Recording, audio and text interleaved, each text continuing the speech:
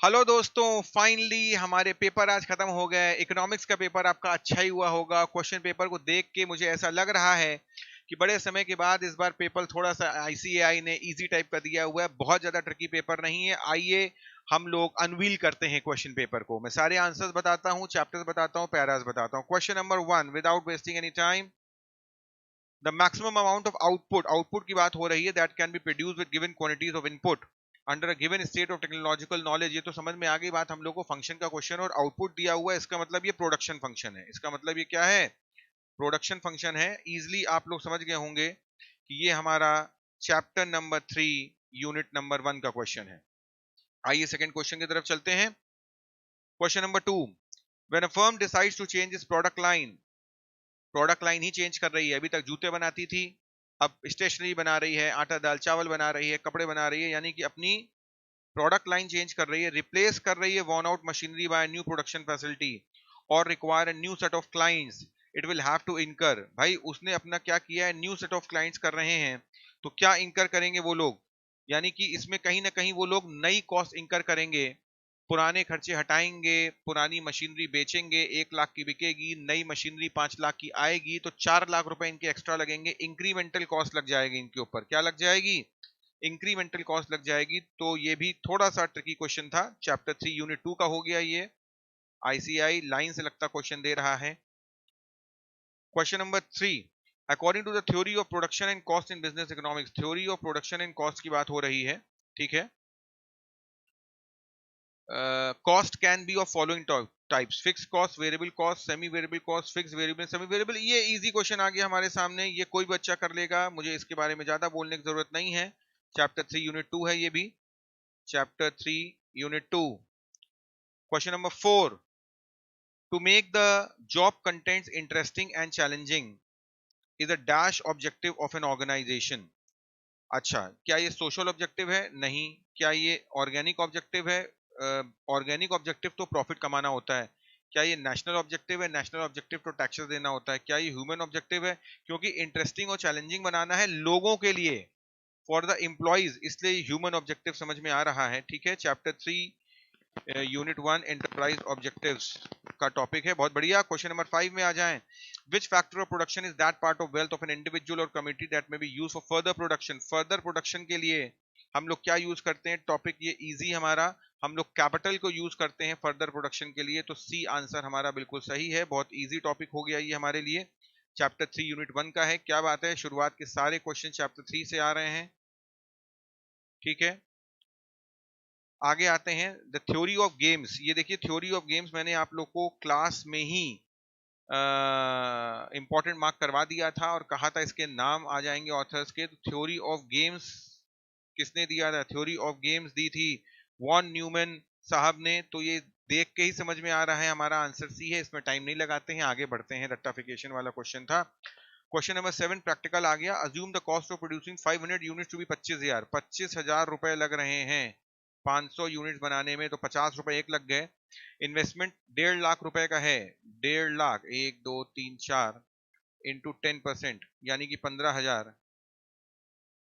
15,000 divide by 500 units is equal to 30 रुपए। एक product हमारा 80 रुपए का हो गया। Rate of normal market return is 10%, the selling price at which the firm will earn super normal profit, यानी 80 plus रुपए का बेचना पड़ेगा। 80 से प्लस रुपए का बेचना पड़ेगा। ये प्लस ही मेन टॉपिक है दोस्तों। ठीक है। तो हमारा सुपर नॉर्मल प्रॉफिट होगा 80। 78 हमारा आंसर रॉन्ग हो गया। 80 पे हमारा ब्रेक इवन पॉइंट आएगा। ठीक है।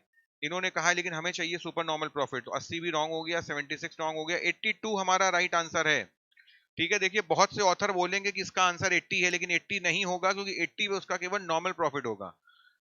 सुपर नॉर्मल प्रॉफिट तभी होता है जब हम लोग इम्प्लिसिट कॉस्ट और एक्सप्लिसिट कॉस्ट दोनों रिकवर कर लेते हैं और उसके ऊपर बेचते हैं, तब सुपर नॉर्मल प्रॉफिट होता है। तो कंट्री में डिबेट होगा इस क्वेश्चन को लेके 80 और 82 के बीच में, लेकिन आंसर 82 ही होगा। ठीक है। आगे चलते हैं। Question number 8।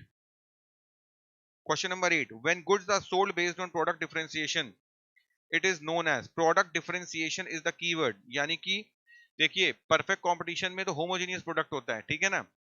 मोनोपोली की यहाँ बात हो नहीं रही है, प्रोडक्ट डिफरेंशिएशन की बात हो रही है। तो ये इम्परफेक्ट कंपटीशन की बात हो रही है और उसमें भी इम्परफेक्ट ओलिगोपोली की बात होगी। तो ये हमारे लिए आंसर आ गया बी। ट्रिकी है, मार्केट चैप्टर का क्वेश्चन है, चैप्टर 4 यूनिट 3, ठीक है ना। Chapter 4 unit 3, question number 9, choose the correct statement about duopoly. Duopoly देखिए हमने आपसे क्या कहा था कि डुओपोली पे क्वेश्चन इस बार उम्मीद है आने की, और डुओपोली पे हमारा क्वेश्चन आ गया। डुओपोली क्या कह रहा है? It is special case of oligopoly market structure. हाँ, ओलिगोपोली का छोटा भाई है डुओपोली, जिसमें केवल 2 सेलर्स होते हैं, 2 सेलर्स होते हैं डुओपोली में, ठीक है। It is a special case of monopsony. नहीं, ये मोनोप्सनी नहीं होगा। स्पेशल केस ऑफ मोनोपोली भी नहीं होगा। Special case of imperfect competition भी नहीं होगा। मोनोपोली में एक ही सेलर है, तो आप मान के चलो कि डुओपोली में 2 सेलर होते हैं और ओलिगोपोली में ही होते हैं 2 to 10 सेलर्स। तो duopoly is a subset of oligopoly. तो इसलिए हमारा क्वेश्चन नंबर 9 का आंसर ए हो गया, चैप्टर 4 यूनिट 3, लास्ट यूनिट का टॉपिक है। Question number 10, a group of firms which explicitly collude to coordinate the activity. सुनिए, कल्यूड टू कोऑर्डिनेट है, ठीक है। कल्यूड टू कोऑर्डिनेट यानी कि कोऑर्डिनेशन करके काम कर रहे हैं। where there are few firms all of which are similar in size may be known as perfect competition, no. Oligopoly, no. Bilateral monopoly, no. Cartel बना के काम कर रहे हैं, ये ठीक है। कार्टेल मतलब group of people working together. Cartel का मतलब क्या होता है? Group of people working together. तो क्वेश्चन नंबर 10 का आंसर क्या हो गया? क्वेश्चन नंबर 10 का आंसर बी हो गया। आगे चलते हैं क्वेश्चन नंबर 11 की तरफ। क्वेश्चन नंबर 11 डेटा बेस्ड आ गया है क्वेश्चन। इनकम जीरो जब हमारी है तो कंजम्पशन हम लोग 100 करते हैं, यानी कि ये हमारा फिक्स्ड कंजम्पशन है। जब इनकम 100 हो गई तो कंजम्पशन 50 हो गया, तो 100 फिक्स्ड हो गया प्लस 50 वेरिएबल हो गया। 200 पे 225 हो गया, यानी कि 75 वेरिएबल हो गया। फिक्स जब बार बार नहीं लिख रहा हूं। 75 वेरिएबल। 300 पे 300 हो गया 75 वेरिएबल। 400 पे 375 हो गया 75 वेरिएबल। 500 पे 400 हो गया तो 375 प्लस 400, यानी इस बार 100 रुपए जो कमाए तो वेरिएबल 25 हो गया। बहुत ट्रिकी क्वेश्चन दिया है। देखिए, कंसिस्टेंसी नहीं है इसमें कि हर बार उतना ही वेरिएबल है, वेरिएबल चेंज भी हो रहा है। भाई 400 के बाद जब 500 करोड़ इनकम हुई तो अगले 100 करोड़ कमाने में इन्होंने वेरिएबल केवल 25 ही खर्च किया। बहुत बड़ी ट्रिक है इसमें ये। अगर ये पूरा डेटा बच्चा नहीं करेगा एग्जाम में तो जल्दीबाजी में रॉन्ग कर देगा। Calculate the average propensity to save पूछ रहे हैं, मार्जिनल नहीं पूछ रहे हैं, एवरेज पूछ रहे हैं। व्हेन इनकम इज 500 करोड़ तो 400 कंज्यूम कर ले रहा है, तो सेव कितना कर रहा है? सेव कर रहा है 100। जब वो कमा रहा है 500 तो एवरेज कितना हो गया? 20%। 20% का मतलब हो गया, आंसर हो गया 0.2। देखा बच्चों, ऐसे ही करना पड़ेगा ये क्वेश्चन को। Calculate the marginal propensity to consume. अच्छा, एक बार पूछ रहे हैं सेव, एक बार पूछ रहे हैं consume. When income changes from 300 से 400 करोड़, 300 से 400 करोड़ यानी कि ये हो गया, यानी कि 75 वो खर्च कर रहे हैं, यानी कि 0.75। 0.75 तो 12 का आंसर क्या आ गया? 12 का आंसर आ गया सी, ठीक है। 13 में आ जाते हैं। Which of the following pair of components is common to all sectors models of the economy? मतलब ये सभी सेक्टर्स में क्या कौन सा कॉमन है? तो सभी सेक्टर्स का मतलब हो गया गवर्नमेंट एंड हाउस होल्ड। क्या सब में आता है? नहीं, गवर्नमेंट और हाउस होल्ड सब में नहीं आता। क्या आता है? रेस्ट ऑफ द वर्ल्ड तो नहीं है, ठीक है। उसके बाद house hold and firms business, ये सब में कॉमन है, क्योंकि गवर्नमेंट तो तीसरे वाले में आ जाती है ना, थ्री सेक्टर मॉडल। देखिए, 2 sector model, 3 sector model, 4 sector model. 4 sector model में हमारा इंटरनेशनल आता है, ठीक है। तो इसका आंसर हमारा क्या हो गया? इसका आंसर हो गया हमारा C, household and firms. Household and firms के बाद जब थर्ड सेक्टर आता है तो वो गवर्नमेंट आता है, इसलिए ए नहीं सही हो गया। 13 का आंसर सी सही हो गया, ठीक है। उसके बाद आ जाते हैं 14th। There is an increase in national income by 2000 crores when there is an increase in investment by 1600 crores. Calculate the marginal propensity to consume. तो marginal propensity to consume का मतलब हो गया इन्वेस्टमेंट 1600 करोड़ से बढ़ रहा है, ये देखिए, ठीक है ना। उसके बाद तो इसमें हम लोगों को मल्टीप्लायर निकालना पड़ेगा, ठीक है ना। तो मल्टीप्लायर कैसे निकालेंगे? आइए मैं वर्किंग कर देता हूं आप लोग के लिए। मल्टीप्लायर होता है K is equal to change in income upon change in investment is equal to 2000 divided by 1600 is equal to 1.25। हमारा k आ गया। फिर k is equal to 1 upon 1 minus marginal propensity to consume, hence 1.25 is equal to 1/1 minus marginal propensity to consume is equal to 0.80। Consumption अगर 0.8 है, calculate the marginal propensity to consume, तो 1 minus 0.80 is equal to 0.20 हमारा answer आ जाएगा। ठीक है ना।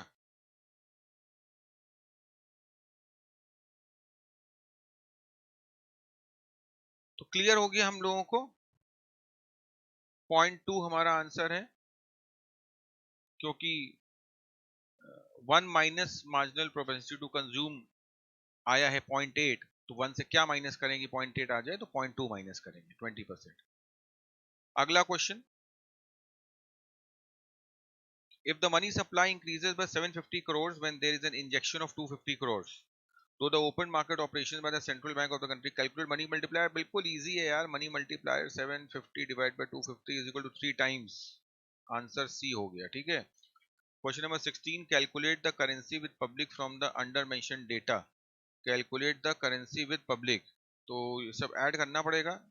25550 कर दे रहा हूं, प्लस 750 प्लस इतना, और cash in hand with bank minus करना पड़ेगा। देखा क्लास में क्वेश्चन करवाया गया था, किताब में क्वेश्चन दिया हुआ है कि आखिरी वाला माइनस करना पड़ेगा।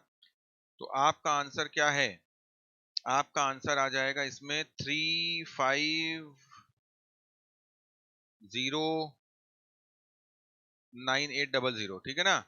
तो आंसर इसका 16 का क्या आ गया, 16 का आंसर आ गया डी। Fine everyone. 17 क्वेश्चन शुरू करते हैं। Which of the following is the rate set by monetary policy framework agreement and is maximum tolerable rate that RBI should target to achieve price stability.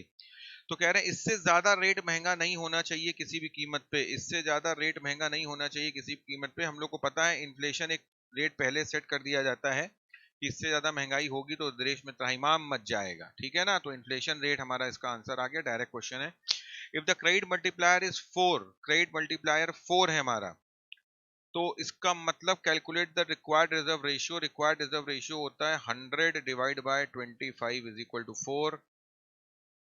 ठीक है, ये हम लोग को क्लियर है बिल्कुल। उसके बाद आगे आते हैं नेक्स्ट टॉपिक पे।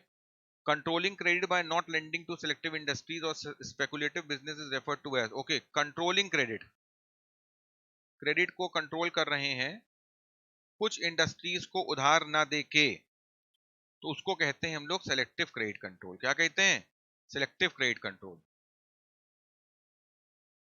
क्वेश्चन नंबर 20 पे आ गए हम लोग। Which major of the primary sector is design to provide income support to farmers in India. Question number 20 क्या कह रहे हैं, which major of the primary sector is design to provide income support to farmers in India. PM Kisan यही तो होता है, पारंपरागत किसान विकास योजना। Fixation of minimum support price, no.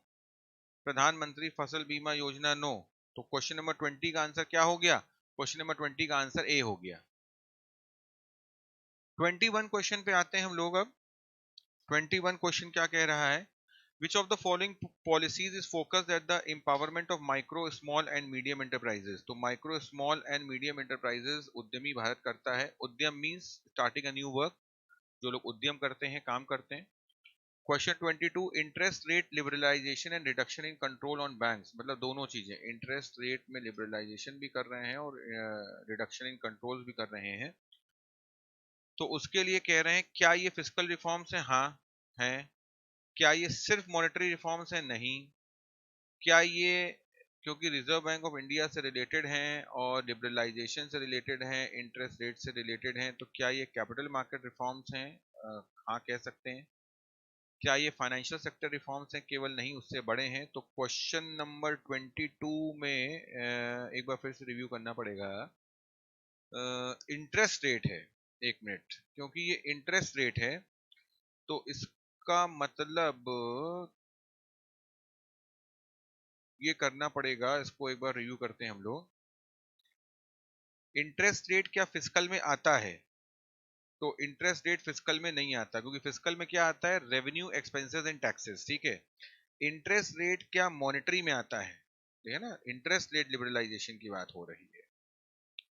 तो इंटरेस्ट रेट क्या मॉनेटरी में आता है? यस, इंटरेस्ट रेट मॉनेटरी में आता है, तो इसको टिक कर दिया।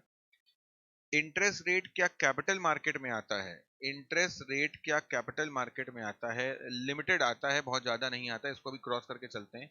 इंटरेस्ट रेट क्या फाइनेंशियल सेक्टर में आता है? यस, तो इसका मतलब 2 और 4 सही लग रहे हैं। ए 2 4 है, बी 2 ओनली है, सी 1 ओनली है, बोथ 1 एंड 3 है, नहीं तो ये I think A is a better answer, best answer. ठीक है, ट्रिकी था थोड़ा ये। क्वेश्चन नंबर 23, देखिए लाइव करने का मजा कुछ और है, ठीक है ना, पहले से आदमी करे बैठ ले, सिर्फ तुमसे कह दे बी देख लो सी देख लो, रट्टाफिकेशन वाला काम नहीं है। Question number 23, which of the following is a pan India electronic trading portal network existing AMPC mandis to create an integrated national market for agricultural commodities? Okay, agricultural commodities के लिए तो ई नाम हुआ करता था, कौन से ऑप्शन में दिया हुआ है? हाँ, ये ई नाम। ई मतलब इलेक्ट्रॉनिक, NAM वही नेशनल एग्रीकल्चर मिशन वगैरह करके। क्वेश्चन नंबर 24 में आ जाए, calculate arc elasticity. Oh, very tricky question, ध्यान देना पड़ेगा। आर इलास्टिसिटी पूछा है, सिर्फ इलास्टिसिटी निकाल दी तो गड़बड़ हो गया। आर इलास्टिसिटी क्या होता था? Delta Q upon Q1 plus Q2 into P1 plus P2 upon delta P। ठीक है, delta Q means quantity 25 upon Q1 plus Q2 70 plus 50 125 into P1 plus P2 15 plus 20 into 35 upon P1 minus P2 यानी कि 5 is equal to 1.4 आएगा। तो इसका मतलब हम लोगों का आंसर हो गया क्वेश्चन नंबर 24 का ए। ठीक है, तुरंत कर तो लिया बट बच्चे को टाइम लगेगा थोड़ा, और आर क्लासिटी वर्ड पे ध्यान देना पड़ेगा। उसके बाद आ जाए question number 25, which of the following conditions the demand curve touches the vertical axis at horizontal at the price level. तो इसमें इन्होंने कह दिया demand curve touches the vertical axis. Vertical axis मतलब वाई एक्सिस। तो डिमांड कर्व जब Y axis को touch करता है तो उस समय 0 -1 1 + 1 इनफाइनाइट होता है। ठीक है ना, इनफाइनाइट पे टच करता है, तो आंसर नंबर डी क्या हो गया? इनफाइनाइट। याद करिए ऐसा वाला कर्व था ना, ये सिखाया था क्लास में, यहाँ पे 1 होता है, ठीक है, वो यहाँ वाला पूछ रहा है, तो ये इनफाइनाइट होता है। तो 25 क्वेश्चंस हो गए हमारे, आगे चलते हैं। Question number 26, choose the correct option from the following that is not a true property. ठीक है ना, नॉट अ ट्रू प्रॉपर्टी मतलब कि इंडिफरेंस कर्व की कौन प्रॉपर्टीज नहीं है? IC curve slope upward towards the right, नहीं यार, IC curve slope downward towards the right, तो ए ही में गड़बड़ हो गया। ठीक है ना, तो A is not a true property. IC is always convex to the origin, yes. IC will not touch either axis, yes. ठीक है ना, क्योंकि कॉम्बिनेशन होता है। आईसी के never intersect each other, yes. तो इसका मतलब हमारा सही आंसर क्या है? हमारा सही आंसर है ए। ठीक है, question number 27, if the price of a commodity reduces from 200 to 150, calculate the new quantity demanded assuming that price elasticity of demand is 2.5। देखो ये अक्सर करता है आईसीएआई, ये इलास्टिसिटी दे देता है आपको। तो इलास्टिसिटी इसने क्या दी है? 2.5 is equal to delta Q नहीं दिया इन्होंने, तो डेल्टा क्यू को हम डेल्टा क्यू लिख लेते हैं upon delta Q upon 200 minus 150 हो गया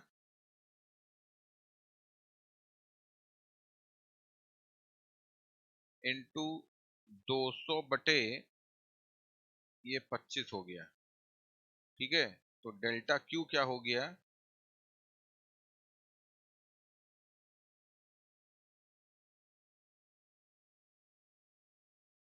कैलकुलेट करिए इसको, 15.625, और प्राइस कम हो रही है,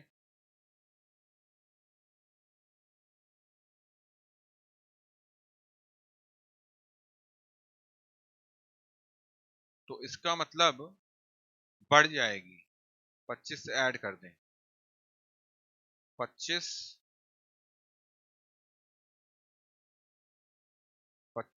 प्लस 15.625 इज इक्वल टू 40.625। 40.625 कहाँ दिया है? ये दिया ए। तो क्वेश्चन नंबर 27 का आंसर ए हो गया। क्वेश्चन नंबर 28 में आ जाए, The demand curve slopes upward in case of which of the following scenarios? Conspicuous necessities, आमदनी बढ़ेगी, डिमांड बढ़ जाएगी, अपवर्ड है, नॉर्मल गुड्स नहीं, यूनिटरी इलास्टिक नहीं, इलास्टिसिटी ग्रेटर देन 1. तो conspicuous necessities is sounding to be perfect.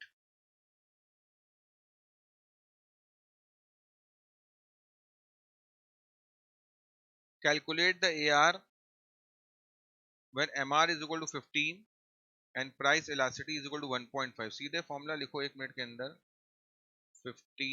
1 is equal to AR into 1 minus 1 upon 1.5. इसको अगर हम लोग वर्किंग करेंगे तो इज इक्वल टू आ जाएगा सीधे 45, यानी कि हमारा आंसर है 29 का सी. क्वेश्चन नंबर 30 में आ जाए. Markets dealing with homogeneous goods. कौन से गुड्स?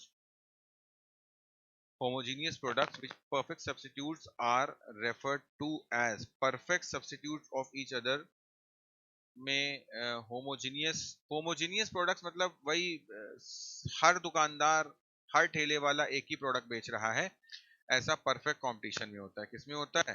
परफेक्ट कंपटीशन में होता है. तो क्वेश्चन नंबर 30 का आंसर क्या हो गया? क्वेश्चन नंबर 30 का आंसर हो गया डी, परफेक्ट कंपटीशन. अब आ जाएं क्वेश्चन नंबर 31 में. From the following information, calculate the marginal revenue of the fourth unit. Marginal revenue of the fourth unit. Unit 1 total revenue 100, average revenue 100. तो marginal revenue 100. दो units का total revenue 80 हो गया है, average 90 हो गया है, तो मार्जिनल हो गया 180 minus 100 80.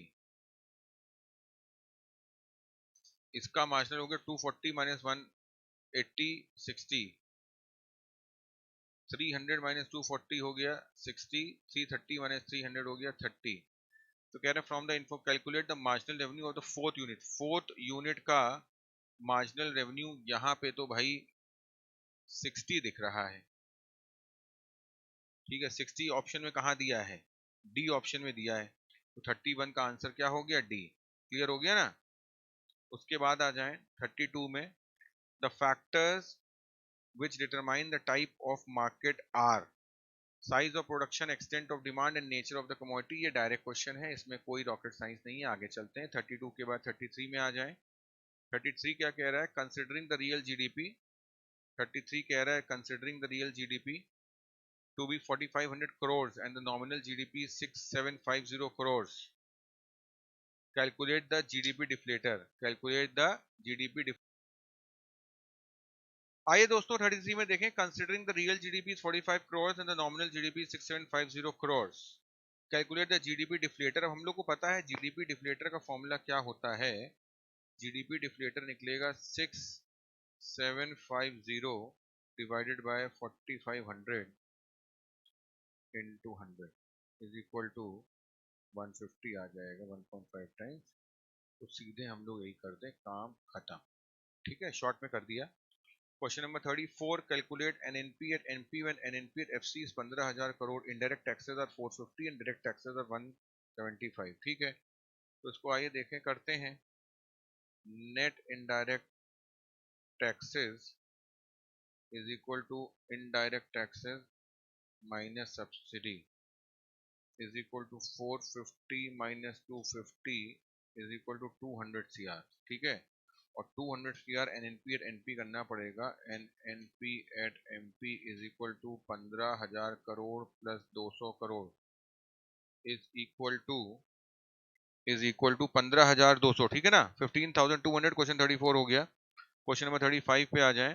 Calculate the equilibrium level of income if the saving function is denoted by इतना. S is equal to -20 plus 0.25y. ठीक है, is equal to 0.25y. 0.25y is equal to 100 plus 20. 120 हो गया. y is equal to 120 upon 0.25. 12 to 4 is 48. 480 crore. Answer कहीं दिया है? हाँ दिया है, सी में दिया हुआ है. यानी कि 35 का आंसर सी हो गया। ठीक है ना। 36 में आ जाए। Calculate the amount of subsidy, calculate the amount of subsidy when national income is 450 crores, net national product and market price is 4800 crores, यानी कि हो गया 300 crore, and indirect tax is 350 crore. ठीक है। उसके बाद आ जाए, इसका आंसर आ जाएगा 350 crore minus 300 crore is equal to 50 CR, यानी कि क्वेश्चन नंबर 36 का ऑप्शन हो गया हमारा 50 करोड़। ठीक है। क्वेश्चन नंबर 37 में आ जाए। Question number 37. From the options given, select the method that measures the national income through a summation of factor incomes paid out by all production units. ठीक है ना। ये सब क्योंकि वेजेस, सैलरीज, रेंट, इंटरेस्ट दिए हुए, ये सब हमारी आमदनियां हैं फैक्टर्स ऑफ प्रोडक्शन की। तो ये हमारा कौन सा मेथड हो गया? इनकम मेथड हो गया। अब आ जाए हम लोग क्वेश्चन नंबर 38 में। The act of undisciplined student shouting and making nuisance in the lecture hall को इन्होंने कहा कि disrupting the teachers from delivering the lecture is an example of, shout कर रहे हैं तो नेगेटिव हो गया पहली बात, तो पॉजिटिव वाले तो रॉन्ग हो गए। और स्टूडेंट्स हैं, स्टूडेंट्स हमारे कस्टमर होते हैं, तो एक कंजम्पशन एक्सटर्नैलिटी हो गई। ठीक है ना। टीचर लोग अगर शोर मचा रहे होते तो प्रोडक्शन एक्सटर्नैलिटी होती।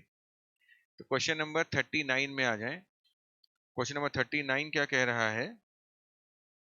Calculate the physical deficit from the following data. तो फिजिकल डेफिसिट कितनी हो गई? रेवेन्यू डेफिसिट 5000 करोड़ जोड़ना पड़ेगा, 5000 करोड़ की एक डेफिसिट हो गई। फिर कैपिटल एक्सपेंडिचर 45,000 की एक डेफिसिट हो गई, और रिसीट्स इससे माइनस करनी पड़ेंगी क्योंकि ये डेफिसिट हमारा कम करेगा 42,500। 45 plus 50 50, 50 minus 42.5 is equal to 7500 crore. Clear cut. Which of the following is not a general characteristic of money? Which of the following is not a general characteristic of money? जरा देखें। तो it is saying not perishable नहीं होता है, effortlessly recognisable होता है, easily transportable होता है, यूनिफॉर्मिटी होती है, पेरिशेबल नहीं होता है पैसा है। गोल्ड कॉइन पेरिशेबल होता है, 500 का नोट पेरिशेबल होता है? नहीं। Question number 41। Which of the following institution is not responsible for public debt management in India? Which of the following institution is not responsible for public debt management in India? SEBI public debt management नहीं करता है, RBI करता है, economic affairs करता है, ministry of finance करता है। Answer है SEBI. Which of the following is not a non-tax revenue under public finance? Non-tax revenue कौन नहीं है? Interest received, non-tax, receipts by union territories, dividend and profits from PSU पे tax लगता है, GST compensation से, हाँ ये नॉन टैक्स रेवेन्यू, क्योंकि ये एक तरीके का कॉम्पनसेशन सेस है। ये एक तरीके क्या है? कॉम्पनसेशन सेस है कि जब कभी किसी का नुकसान हो जाता है तो उसको कॉम्पनसेट करते हैं। Question number 43। What is the maximum limit of foreign direct investment permitted in the automatic route? Automatic route के तहत फॉरेन डायरेक्ट इन्वेस्टमेंट कितना अलाउड है? 100% अलाउड है इन फूड प्रोडक्ट्स। ठीक है ना। फूड प्रोडक्ट्स में 100% अलाउड है, तो आंसर सी हो गया 100%। ठीक है। Which of the following industry is not considered a core industry? Not considered a core industry, तो कोर इंडस्ट्री इनमें से कौन नहीं है? नेचुरल गैस है, हाँ है। फर्टिलाइजर है, स्टील है। इंफॉर्मेशन एंड कम्युनिकेशन को कोर में भी नहीं डाला गया है, आगे जाके ये कोर हो जाएगी। ठीक है, जिस हिसाब से आईटी चल रही है।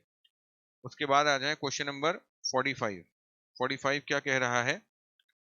45 is saying which sector in India has the highest labor productivity? किसके अंदर हाईएस्ट लेबर प्रोडक्टिविटी है?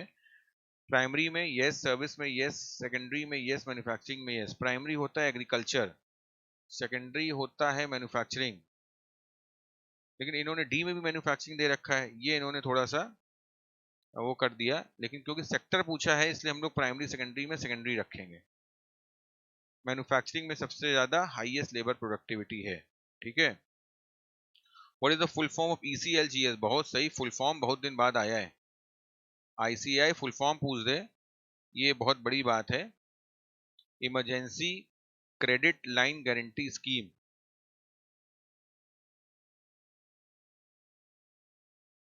कॉर्पोरेट वर्ड यहाँ गलत हो गया, सब्सिडी वर्ड यहाँ गलत हो गया, कॉर्पोरेट वर्ड गलत है ही है, इसलिए बी आंसर सही हो गया। ठीक है, which of the following features are not responsible for launching of the radical economic reforms in 1991? Not responsible पूछना, ध्यान रखना। ठीक है, इनमें से कौन रिस्पॉन्सिबल नहीं है? Severe strain on balance of payment था, हैवी इंटरनल डेट था, हाई फॉरेन, हाई कहाँ था यार, फॉरेन एक्सचेंज रिजर्व हमेशा लो रहते हैं ठीक है ना। 48 में आ जाइए। Find the coefficient of price elasticity when the price of the production decreases. Question number 48, what is question 48 saying? Find the coefficient of price elasticity when the price of the product decreases from 10 to 16। देखो main game इसमें क्या हो गया, इन्होंने coefficient of price elasticity पूछा है।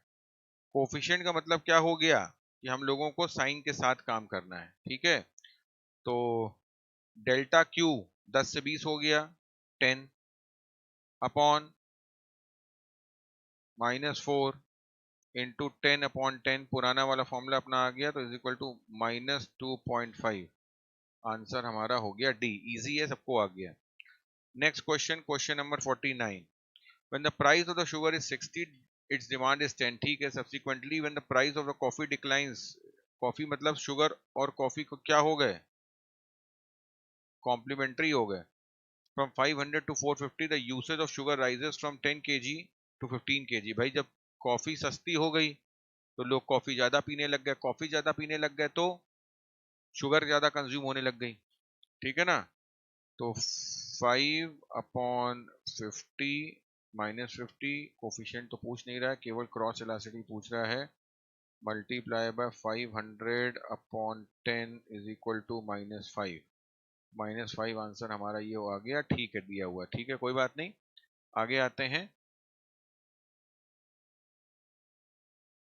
Articles of prestige value used by rich people as status symbol for increasing the social prestige and for displaying wealth is known as. यानी कि इन्होंने कहा प्रेस्टीज वैल्यू, तो प्रेस्टीज वैल्यू वाले item क्या होते हैं, कॉन्स्पिक्यूअस गुड्स यानी कि लग्जूरियस। ठीक है ना, स्पेकुलेटिव सट्टा बाजारी होती है, गिफन लो क्वालिटी होते हैं, इंफीरियर भी लो होते हैं, Giffen goods belongs to the परिवार ऑफ इंफीरियर, इसलिए आंसर हमारा क्या होगा, कॉन्स्पिक्यूअस गुड्स। ठीक है, उसके बाद आ जाएं क्वेश्चन नंबर 51 में।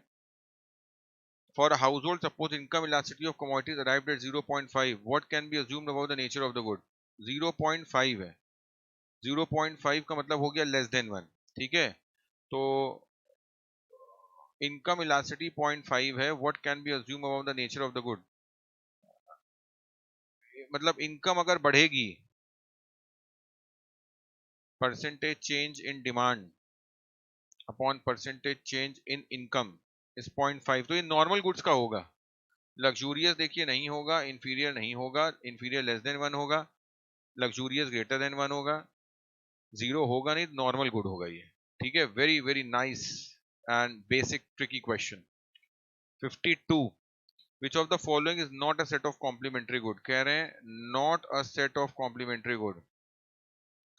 कार एंड पेट्रोल तो कॉम्प्लीमेंट्री हैं। अच्छा, नॉट पूछ रहा है, अरे वाह, समझ रहे हो ना, नॉट पूछ रहा है। Electricity and electrical gadgets complementary हैं, ब्रेड एंड जैम कॉम्प्लीमेंट्री है, ब्लेजर एंड जैकेट सब्स्टिट्यूट्स हैं। सब्स्टिट्यूट्स हैं भैया ब्लेजर और जैकेट, तो 52 का आंसर क्या हो गया, डी हो गया। फिर the gulf cooperation council is an example of which regional trade agreement. It is a custom union trade agreement, दिया हुआ है हमारे किताब में। Which of the following is not associated with exchange rate depreciation. Lower the relative price of imports is not associated with exchange rate depreciation, क्योंकि बाकी सब चीज रिलेटेड हैं। Post independence, which philosophy in Indian economics is related to small scale and cottage industry? Small scale and cottage industry post independence किसमें हुआ था, तो ये गांधीयन फिलोसफी में लिखा हुआ था, क्योंकि गांधी जी इंडिपेंडेंस से वगैरह सब रिलेटेड थे। फिर calculate the real exchange rate considering nominal exchange rate as 50। तो आइए रियल एक्सचेंज रेट का फॉर्मूला देखें। रियल एक्सचेंज रेट हो जाएगा 15 है तो 15 लिख दिया, into 250 upon 200 is equal to 18.75, यानी कि हमारा आंसर हो गया ये। ठीक है, 57 में आ जाइए। 57 क्या कह रहा है? Which of the following scenario does not give rise to foreign direct investment? Foreign direct investment external borrowing से नहीं होता है ना। फॉरेन डायरेक्ट इन्वेस्टमेंट, इन्वेस्टमेंट की बात हो रही, बोरोइंग की बात थोड़ी हो रही है। ये फॉरेन डायरेक्ट इन्वेस्टमेंट है, ज्वाइंट वेंचर से है, मर्जर एंड एक्विजिशन से है। डज नॉट गिव राइज इन्होंने पूछा है ना 57। उसके बाद आ जाए the 3 stages of law of variable proportions, ये इंपॉर्टेंट मार्क करवाया था। Can be refer to as increasing return, diminishing returns and negative returns. तो ये इजी क्वेश्चन हो गया हमारा।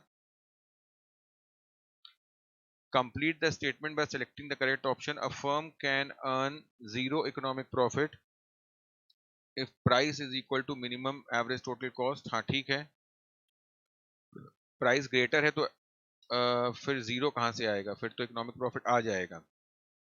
लेस है तो लॉस हो जाएगा, price is less than average तो भी लॉस हो जाएगा। तो 59 का आंसर ए हो गया। विच of the following represents variable cost in the short run? Variable cost in the short run कौन कौन दिखा रहा है? Factory rent, wages of the factory labour. Factory rent तो फिक्स होता है ना बेटा, वेरिएबल पूछ रहा है तो ये वेरिएबल है। अकाउंटेंट सैलरी फिक्स्ड है, फैक्ट्री इंश्योरेंस फिक्स्ड है। This question was easy. हाँ, क्वेश्चन नंबर 61 में आ जाएं। 61, which of the following forms essential elements of a market? essential elements of the market क्या होते हैं? बायर एंड सेलर होते हैं, हाँ होते हैं। उसके बाद प्रोडक्ट्स एंड सर्विस होती है, हाँ होती है। Knowledge of the market condition, elements of the market होती है, हाँ होती है।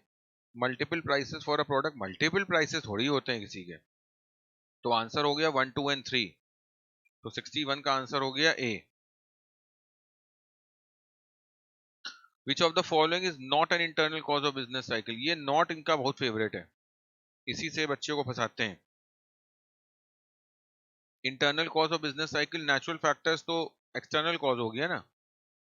Psychological factors, variation in government spending, macro economics. Natural factors are not an internal cause of business cycle, it is an external cause. ठीक है।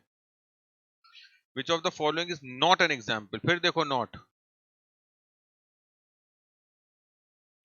को incident indicator, changes in stock prices coincident नहीं होता। Inflation होता है, personal income होता है, industrial होता है। तो भैया हमारा आंसर 63 का भी ए हो गया। ठीक है।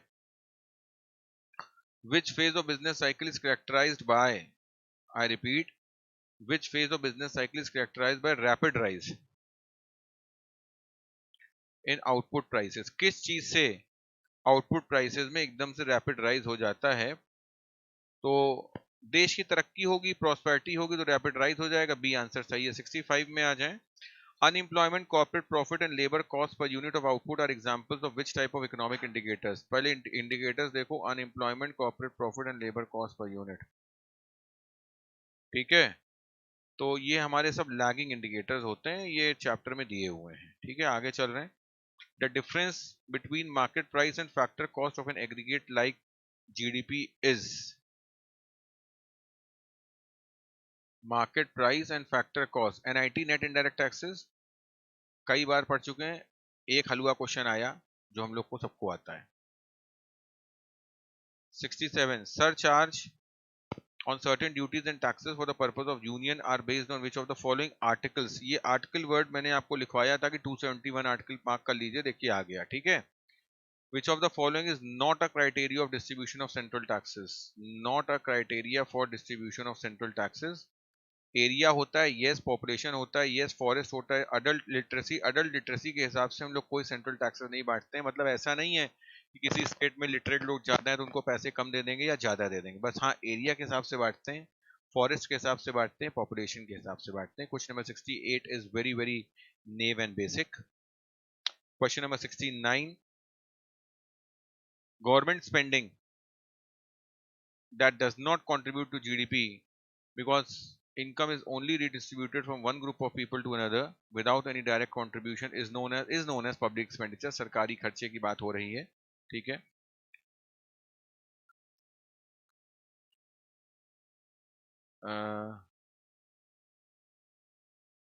ओके नहीं, एक एक वर्ड नया आया, without any direct contribution by the recipient. Quid pro क्यों नहीं है इसमें, क्विड प्रो क्यों नहीं है? मैंने सिर्फ खर्चे के बारे में देखा, आखिरी में एक वर्ड देखिए नया आ गया, मतलब जिसको पैसा दे रहे हैं वो उस पैसे के बदले हमें कुछ नहीं दे रहा है, तो वही वन साइडेड पेमेंट्स हो गए, ट्रांसफर पेमेंट्स। तो 69 का आंसर क्या हो गया? सी। ट्रिकी था थोड़ा, मतलब पहली दो लाइन में जल्दी आंसर देंगे तो यही होगा, आंसर छुपा हुआ था आखिरी के 5 शब्दों में। Which of the following taxes does the state government levy? State government इनमें से कौन सा टैक्स लगाती है? तो स्टेट गवर्नमेंट लगाती है टैक्सेस ऑन इनकम नहीं, ये सेंट्रल गवर्नमेंट लगाती है। Taxes on vehicles, taxes on vehicles local government ही लगाती है, ठीक लग रहा है, स्टेट गवर्नमेंट लग रहा है। कस्टम ड्यूटी भी सेंट्रल गवर्नमेंट लगाती है, सिक्योरिटीज ट्रांजैक्शन टैक्स भी सेंट्रल गवर्नमेंट लगाती है, ठीक है, B option taxes on vehicle सही है, एक बच्चा कॉमन सेंस से कर लेगा। क्वेश्चन नंबर 71, क्वेश्चन नंबर 71 क्या कह रहा है? During which phase of business cycle is expensive fiscal policy most appropriate? कब मोस्ट अप्रोप्रिएट होती है? तो कह रहे हैं एक्सपेंशन कब करना चाहिए? एक्सपेंशन तब करना चाहिए जिस समय आप कॉन्ट्रैक्शन पे हो। एक्सपेंशन पे एक्सपेंशन कर देंगे तो इन्फ्लेशन आ जाएगा, तो कॉन्ट्रैक्शन के वक्त सरकार को एक्सपेंशन पे ध्यान देना चाहिए। क्वेश्चन नंबर 72 कह रहा है which of the following is not responsibility of central government but is associated with state government? Foreign affairs central government, foreign trade central government, police protection state government, and money and banking central government, ठीक है ना? तो जो अपना chief minister होता है, state government होती है, वही पुलिस प्रोटेक्शन देते हैं लोगों को, ठीक है, ये स्टेट का काम है। अभी इसी की बजाय अगर आर्मी लिखा होता है तो आर्मी सेंट्रल गवर्नमेंट में आती है, लेकिन पुलिस आपके शहर आपकी स्टेट की होती है, ठीक है।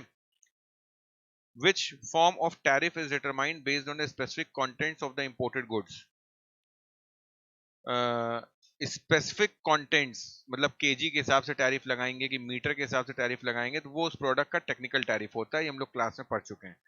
Which of the following measures are usually aimed at restricting the quantity of the goods?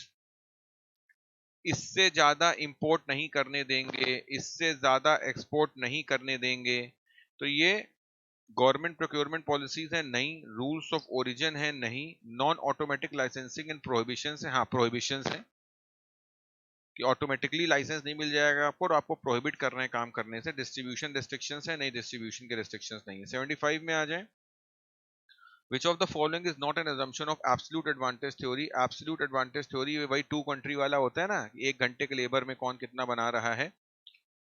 तो trade between two countries, existence of transportation cost, not an assumption पूछ रहे हैं। Trade between two countries yes, existence of transportation cost की तो कोई बात नहीं हुई थी। Labour being mobile within a country yes, two country and two commodity framework yes. तो नॉट एन assumption पूछ लिया इन्होंने क्वेश्चन नंबर 75 में, इसलिए बी आंसर है, ठीक है।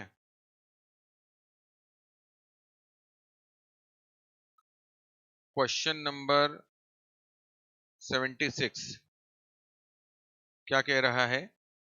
Which form of tariff is duty of to bring the price of imported commodity up to the level of domestic support? वही अगर मान लो कोई कंट्री महंगा माल दे रही है तो डोमेस्टिक को सपोर्ट करने के लिए हम लोग को कौन सा टैरिफ लगाना है? Preferential, bound, applied and variable. Variable tariff लगा देंगे, इतना लगा देंगे कि वो डोमेस्टिक लेवल पे महंगा हो जाए। चाइना अगर सस्ता माल बेचेगी तो हम उसके ऊपर टैरिफ लगा देंगे, ठीक है। उसके बाद आ जाएं, which type of non technical measure is adopted by international trade in order to non discriminatory if it is domestic industry? तो ये कह रहे हैं कि सेफगार्ड मेजर्स लगाना है कि कोई भी हमारी डोमेस्टिक इंडस्ट्री इंजर ना हो जाए, ठीक है, ये क्वेश्चन इजी है। Consumer sovereignty means consumer is the king, ठीक है, ये किससे रिलेटेड है? फ्री इकोनॉमी देनी पड़ेगी हम लोग को। There is a feature related to which of the following economic system? Consumer is the king, free market economy, ठीक है। क्वेश्चन नंबर 78 हो गया। लेजर इकोनॉमी इसलिए हो गया ना, customer is the king capitalist economy में होता है, और कैपिटलिस्ट इकोनॉमी का ही दूसरा नाम लेजर इकोनॉमी है। नेक्स्ट टॉपिक पे आ जाएं। Mixed economy in the real world comprises of, mixed economy in the real world comprises of only market no, both market and government yes, both market and private, market और private एक ही शब्द होता है, only government no. 79 भी easy question है। Question number 80 में आ जाए, right to work is guaranteed but the choice of occupation gets restricted. ये किस में होता है? Right to work is guaranteed socialist economy में होता है, सोशलिस्ट इकोनॉमी। ठीक है। Question number 81, which of the following areas is related to macro economics? Consumer behaviour, micro MI, factor pricing micro, external value of currency MA macro. C answer हमारा आ ही गया, behaviour of the firms भी micro होता है। ठीक है। Which of the following factors does not related to central economic problems? इनमें से कौन सी सेंट्रल इकोनॉमिक प्रॉब्लम नहीं है? व्हेन टू प्रोड्यूस कोई सेंट्रल इकोनॉमिक प्रॉब्लम नहीं है। आगे चलते हैं। 83, यूज द फॉलोइंग इंफॉर्मेशन। किसी चीज की टोटल कॉस्ट, फिक्स कॉस्ट 100 है, वेरिएबल कॉस्ट 0 है, यानी कि प्रोडक्शन 0 है। फिक्स कॉस्ट सभी की बराबर रहेगी। टोटल वेरिएबल कॉस्ट 50 हो गई, यानी 1 यूनिट बनाने में 50 रुपए लग रहे हैं, 2 यूनिट बनाने में 80 लग रहे हैं, तो यहाँ पे एक एवरेज कर लें, एवरेज 40 हो गया। 3 यूनिट्स बनाने में 100 लग रहा है, एवरेज 33.33 हो गया। 4 में इतना लग रहा है, 5 में इतना लग रहा है। क्वेश्चन देखें, calculate the average variable cost of 3 units, 100 divide bye 3, answer हो गया 33.33। 84, calculate the average cost of 4 units produce, average total cost. Average total cost हो गई 100 प्लस 110 यानी कि 210। 210 डिवाइड बाय 4, 210 डिवाइड बाय 4 हो गया 52.5, 52.5 यानी कि आंसर सी सही है। Marginal cost of 5th unit of production 110 और 118। 110 है हमारी क्या, टोटल वेरिएबल कॉस्ट, तो ये 8 हो गई। 8, हाँ 8 है तो आंसर इजी हो गया। 85, 86, देखो ये ऐसा क्वेश्चन था 1 मिनट में 3 हो गए, यानी कहीं अगर तुम्हारा पीछे बैकलॉग हो गया हो तो तुम जल्दी से पहुंच सकते हो। ठीक है। 86, government needs to take steps to regulate and prevent formation of certain market forms in the economy. This market form is known as, exploit नहीं करने देंगे किसी को। क्या नहीं करने देंगे? एक्सप्लॉइट नहीं करने देंगे। परफेक्ट कंपटीशन में एक्सप्लॉइट होता नहीं, कोई मोनोपोली में एक्सप्लॉइट हो सकता है, इसलिए नहीं करने देंगे। सरकार कोई ना कोई नियम बना देगी। ठीक है। Which of the following is not a characteristic of oligopoly? Not a characteristic of oligopoly, इनमें से कौन नहीं है? स्ट्रेटेजिक इंटरडिपेंडेंस होती है, ग्रुप बिहेवियर होता है, नो इंपॉर्टेंस ऑफ एडवर्टाइजिंग गलत है, इंपॉर्टेंस ऑफ एडवर्टाइजिंग तो होता ही है। याद करिए मैंने आपको क्या एग्जांपल दिया था कि आपने अमिताभ बच्चन को ब्रांड एम्बेसडर रखा है तो हम भी सचिन तेंदुलकर को रखेंगे, ये एग्जांपल क्लास में दिया था। देखिए आ गया नो इंपॉर्टेंस ऑफ एडवर्टाइजिंग। मैंने कहा था ये इंपॉर्टेंस होती है, एक दूसरे को देख के डिसीजन चेंज होता है। ठीक है। तो इंपॉर्टेंस ऑफ एडवर्टाइजिंग ओलिगोपोली में होती है, इन्होंने कहा कौन सी नहीं होती, इसलिए सी मार्क किया है। Question number 88, a fall in levels of investment. अरे इन्वेस्टमेंट गिर गया मतलब रिसेशन आ गया क्या? हाँ रिसेशन। ठीक है। आगे चलते हैं। Industry and the firm are identical in dash type of market. एक ही इंडस्ट्री है, एक ही फर्म है, when one firm is making the industry it is known as monopoly. बहुत अच्छे से पढ़ चुके हैं हम लोग ये दोस्तों। आगे चलते हैं।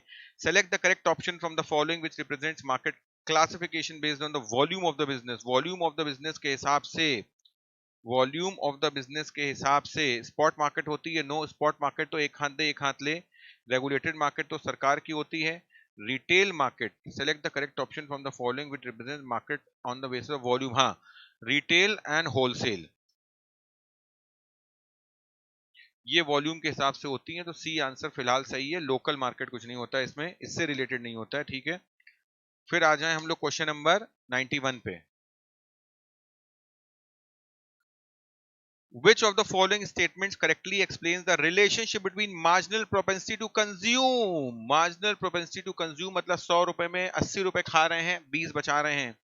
And marginal propensity to save, save मतलब 20 बचा रहे हैं, consumption मतलब 80 खा रहे हैं। And the value of investment multiplier, तो किसका कंसेप्ट है ये कंसेप्ट है higher the marginal propensity to consume more will the value of investment multiplier। yes, क्योंकि सेव कम करेंगे। Higher the marginal propensity to save, no. Lower the marginal propensity to consume, no. Lower the marginal propensity to save, yes. Less will be the future, less थोड़ी होगा, ये तो मोर होगा, तो ये भी गलत हो गया। ए सही हो गया, मतलब कोई ना कोई गलती करे दे रहे हैं। ठीक है। आगे चलते हैं। 92, while determining the national income, the income which is not spent, income which is not spent, not spent मतलब धर ली है, दबा ली है, खर्चा नहीं कर रहे हैं, तो उसको लीकेज कहते हैं. क्या कहते हैं? Money is leaked from the economy, खर्च कर दिया, going back to the economy. 93 national income is calculated as the consolidation of production. हाँ सही है, सबका समेशन को हम लोग नेशनल इनकम कहते हैं. Industrial original method, income method, disposal approach, expenditure approach. Each of the industry की बात हो रही है ना, इसलिए बेटा इनकम मेथड नहीं, अदरवाइज हो जाता. तो इंडस्ट्रियल अप्रोच हो गया. ये थोड़ा सा ट्रिकी क्वेश्चन है, एग्जैक्ट किताब में नहीं दिया हुआ है, कॉमन सेंस से आएगा. In economics watch distinguishes between national and domestic with regards to determination net factor income from abroad, क्योंकि इन्होंने नेशनल वर्ड यूज कर दिया. ठीक है. The condition of national income equilibrium can be express to which of the following expressions. C plus I is equal to C plus S. Direct question है किताब का, कोई दिक्कत की बात नहीं है. आगे आते हैं. What is notified consumer price index? Notified consumer price index by the central government is known as 4% है इस समय. ये किताब का डायरेक्ट क्वेश्चन है, कोई ऐसी खास बात नहीं है. उसके बाद आ जाएं क्वेश्चन नंबर 97 में. Assumption that there are two media for storing value of money as an interest bearing alternative financial asset. तो इसको क्या कहेंगे? इसको हम लोग कहेंगे इन्वेंट्री थ्योरी अप्रोच. ठीक है, डायरेक्ट क्वेश्चन है. Which of the following features is not a component of modern theory in international trade? Not a component of a modern theory of international trade. इनमें से कौन component नहीं है? International trade is only a direct phase of inter-regional trade. Yes है. उसके बाद it is based on labor theory of value. नहीं. Consider price factor differences. Yes. Relative price measures. Yes. ठीक है, इसका आंसर B हो गया. Question number 99. According to Keynes, the transactions demanded for money is a direct proportional and positive function of level of income. Which of the following equations correctly represents? तो कह रहे हैं LR is equal to small ky. ये भी किताब का direct question है, कोई दिक्कत की बात नहीं है इसमें. The degree of adoption of banking habits, कितनी ज्यादा लोग बैंकिंग हैबिट्स कर रहे हैं, by the public is measured by. मतलब इसमें ये देखना है डिग्री ऑफ अडॉप्शन, जितना ज्यादा लोग पैसा बैंक में जमा करेंगे उससे डिग्री ऑफ अडॉप्शन पता चलेगा. Credit deposit ratio, reserve deposit ratio, reserve कोई डिपॉजिट होता नहीं है, क्रेडिट डिपॉजिट कोई चीज होती नहीं है, इन्वेस्टमेंट डिपॉजिट भी कुछ नहीं होता है, करेंसी डिपॉजिट रेशियो ये होता है. Again this is a common sense question. तो फाइनली दोस्तों हम लोगों ने 100 क्वेश्चंस कर लिए हैं. बहुत फास्ट मैंने क्वेश्चन करवाया है, बहुत तेजी में करवाया है. हो सकता है कुछ क्वेश्चंस में एक्सप्लेनेशंस कम हो, कुछ में ज्यादा हो, बट फ्रेंड्स हम लोगों ने देखा कि 100 में से 90 क्वेश्चंस ऐसे थे जो डायरेक्ट थे. जो बच्चा पढ़ के गया होगा उसने कर लिया होगा. 5 से 10 क्वेश्चंस ऐसे होते हैं जो हल्का सा ट्विस्टी होते हैं, exactly word to word module में नहीं दिए होते हैं. They make the difference. आज के पेपर में एक आम बच्चा जो बढ़िया पढ़ाई करके गया होगा वो 80-90 आराम से ला सकता है. 90 से ऊपर लाने वाले ही सुपर इंटेलिजेंट हो गया, उनको हमको नहीं देखना है, हमें एवरेज बच्चे को ही देखना है. तो finally economics paper was not a hard nut to crack. Good luck all of you. See you all in CA Inter. Thank you.